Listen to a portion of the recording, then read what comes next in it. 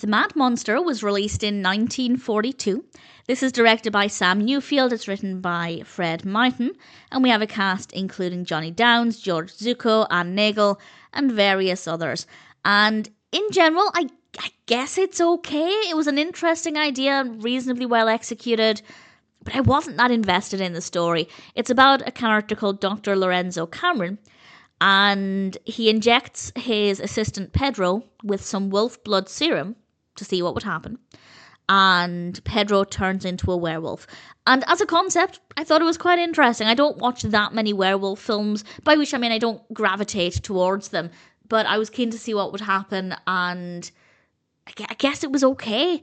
Obviously, now that he's a werewolf, he becomes quite dangerous, and Dr. Lorenzo Cameron unleashes him and it causes havoc, and yeah, it's fine. It is a horror film, and I wouldn't say it's particularly scary. Not just because it's a product of its time.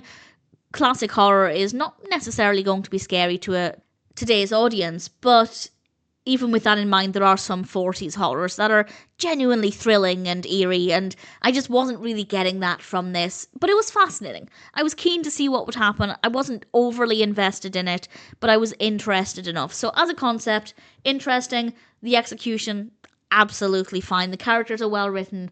The performances are very good. But as I said, it wasn't that scary. We do have some good set designs. Visually, it's not too bad. I guess there's a decent amount of suspense. So all things considered, The Mad Monster is an okay film as a one-time watch.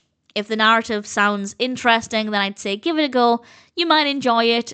I wouldn't say it's particularly scary. I don't think it's the most fascinating with how it was executed. But we have some well-written characters, decent performances, a little bit of suspense, and visually it's not too bad either. So not the strongest, but not the worst.